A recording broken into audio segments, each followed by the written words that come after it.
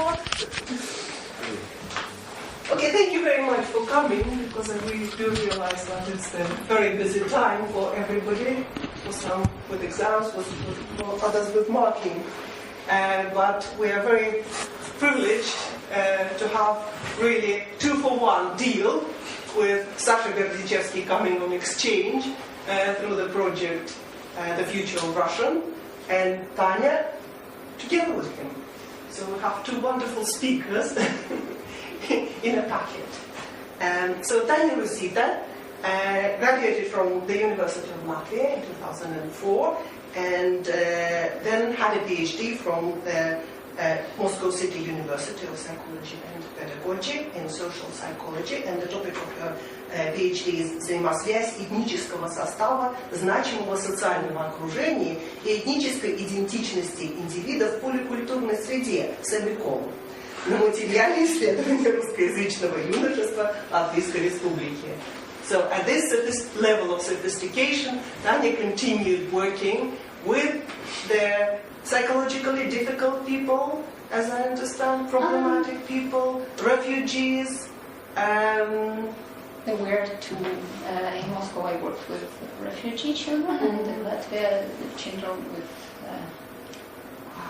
Down syndrome and autism, such kind of. Yes, and so far she has managed to have a very substantial list of publications already in all these relevant topics. And I've met Tanya not the first time, but the most substantial time perhaps, when Tanya came to our conference last April, the Russian language outside the nation, and gave a brilliant talk there as well.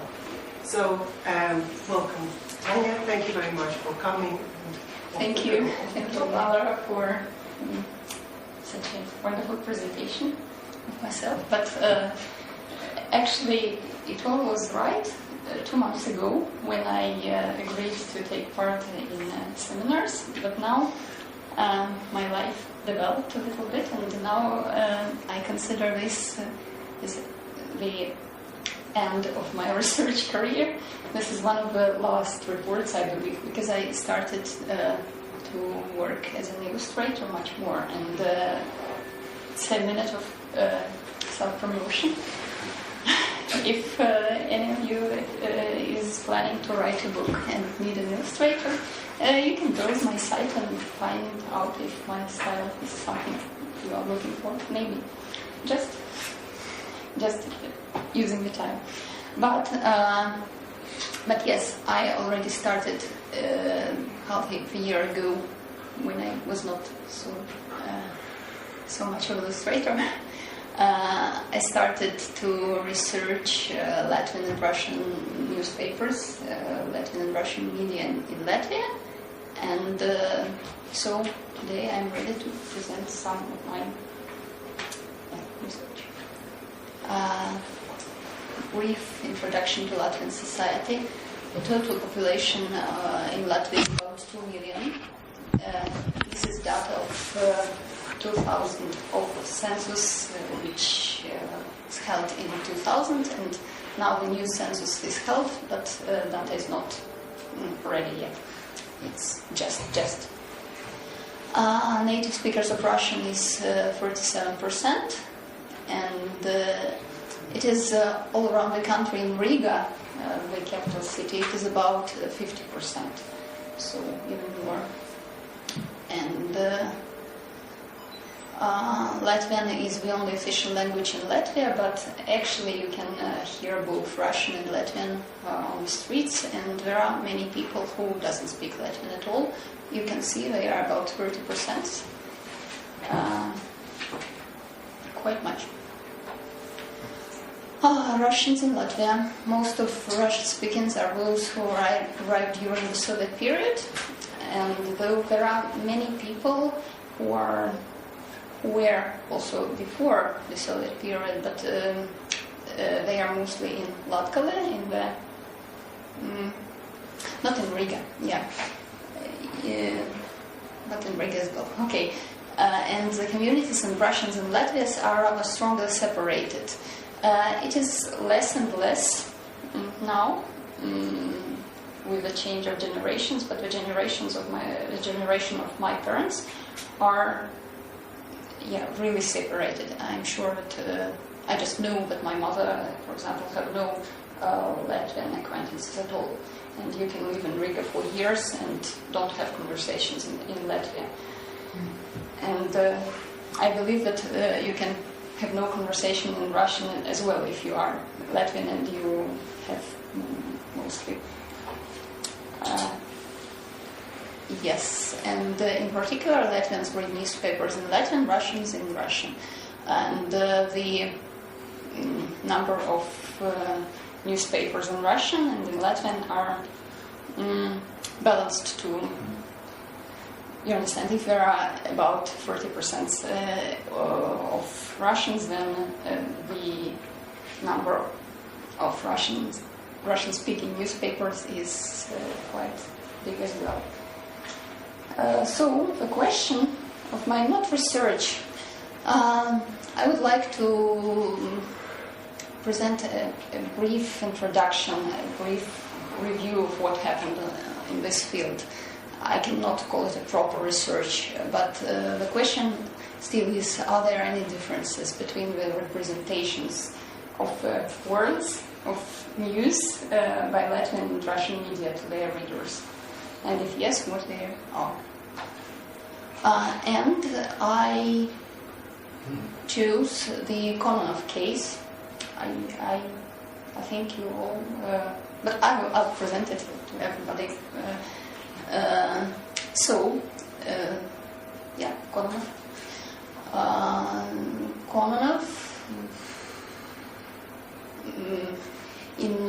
during the war, he led a partisan unit, and the partisan unit led by him killed 9 villagers in Maziabati, and in 1998 he was charged with war crimes by Latvian principal public prosecutors, and then his case was he was found guilty, then he was found not guilty, then he was found guilty again, but he was prepared to start a new process, his defense, but he died. And I tried to see how this case was presented in Latvian media, and we analyzed 14 obituaries, and in both Russian and Latvian. I work with online media, with online versions of printed newspaper, which are quite similar to printed ones. Some of them were just scans of, and online news portals. Yes, and all 14 obituaries were original. I mean, they weren't copy-pasted from other sources. Yes, first I want to speak of is the Delphi portal. Delphi, it is the most popular, and it's the major news portal on the Baltic states. It is issued in Latvian, Lithuanian, and Estonian languages, and all 3 versions have Russian versions as well. So I analyzed Delphi LV and Rus Delphi LV. And Delphi is very neutral. I mean, they try to get rid of opinions and just to present facts briefly. But still, there were obituaries on Kononov's death, and there were differences between them. They were very similar. If you look at 2 articles, they have the same structure, the same photo, and everything very, very similar. But of course, some differences are starting from the name of their articles. died war veteran Vasily Kononov, or died prosecuted on war crimes Red partisan Kononov. And here are the differences in the text. You must take in mind that everything else is completely similar, like the translations from one another.